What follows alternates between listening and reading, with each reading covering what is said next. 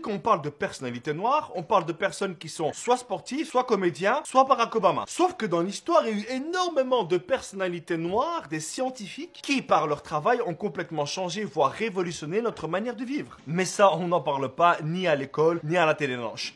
Tais-toi.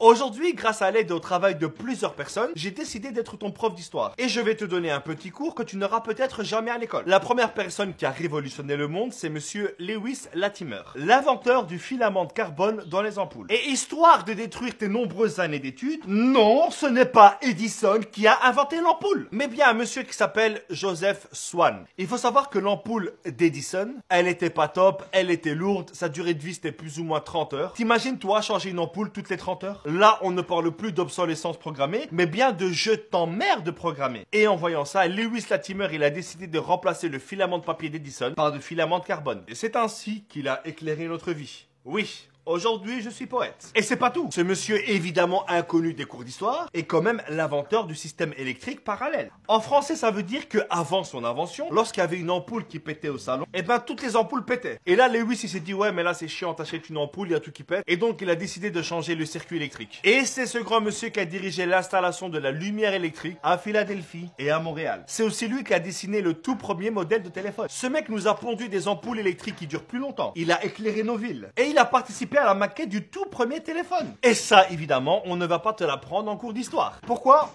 Je sais pas.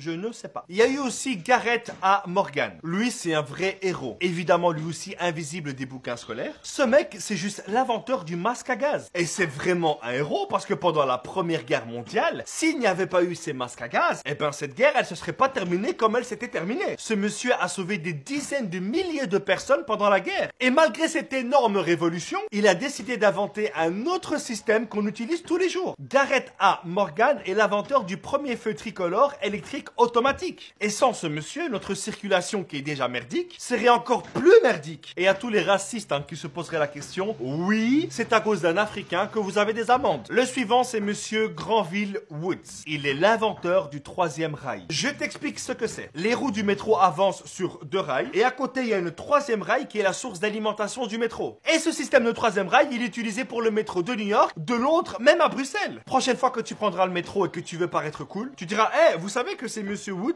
qui a inventé le troisième rail et que c'est grâce à lui que le métro se déplace? Vous savez ou pas? Et évidemment qui arrive à ce moment-là, Thomas Edison encore. Dès qu'il a appris que Woods avait inventé le troisième rail, il lui a dit regarde là-bas, il y a Joule. Et encore une fois, il a été courir pour mettre le brevet à son nom. Ensuite, il y a Woods qui va au tribunal pour dire à Edison d'arrêter ses conneries. Et heureusement, il a gagné son procès. Et là, t'as Edison qui lui dit sans pression dis-moi, ça te dirait de travailler pour moi? Et là, t'as Woods qui voit ce Thomas Edison qui a voulu lui voler et lui répond je peux pas dire ça. Je peux pas dire ça, il y a des enfants qui nous regardent. Et c'est aussi Granville Woods qui a gâché mes journées avec des séries de merde. Des séries où le son et l'image sont décalés d'une semaine. Des séries où lorsque ta maman les regarde, elle ne te reconnaît plus comme fils. Oui, mesdames et messieurs, Granville Woods est l'inventeur de l'antenne parabolique. Excusez-moi, non mais... Quand j'étais plus jeune, c'était moi qui la plaçais. Et je devais la bouger toutes les secondes d'un micromillimètre. Et quand l'image, elle prenait, j'avais pas le droit de bouger.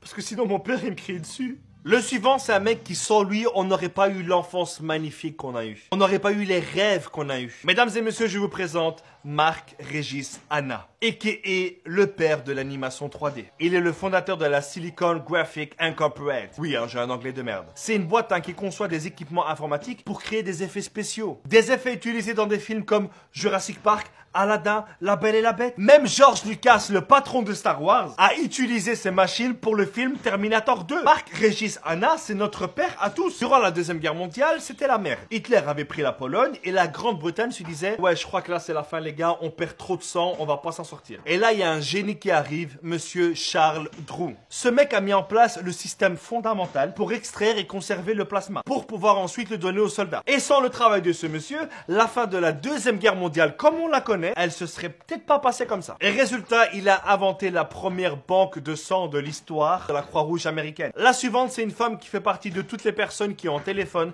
et qui disent la fameuse phrase « Attends 2 secondes, j'ai un double appel ». Shirley Ann Jackson est la maman de l'appel en latin. Encore une autre femme, attends, qu'est-ce que je raconte? Une immense femme, le docteur Patricia Hera Batt. Elle a inventé un dispositif qui permet de soigner sans grande douleur la cataracte, qui est une maladie de l'œil. Et ce traitement est utilisé aujourd'hui partout dans le monde. Elle a même été capable de redonner la vue à des mecs qui étaient aveugles depuis 30 ans. Il y en a eu d'autres, hein, comme Marie Van Britta Brown. Elle a inventé la caméra de surveillance domestique. John L. Love qui a inventé le tag crayon. Et il y en a encore plein d'autres que je ne pourrais pas citer. Tout ça pour dire, hein, que même si l'histoire est écrite par les vainqueurs, les puissants et les fortunés, on ne pourra jamais cacher indéfiniment le soleil avec sa main. Et qu'un jour ou l'autre, toutes ces personnes que l'histoire a voulu cacher referont surface et finiront dans les livres d'histoire de nos enfants ou nos petits-enfants. Le tout, c'est d'en parler. Merci à tous, rendez-vous la semaine prochaine. Peace!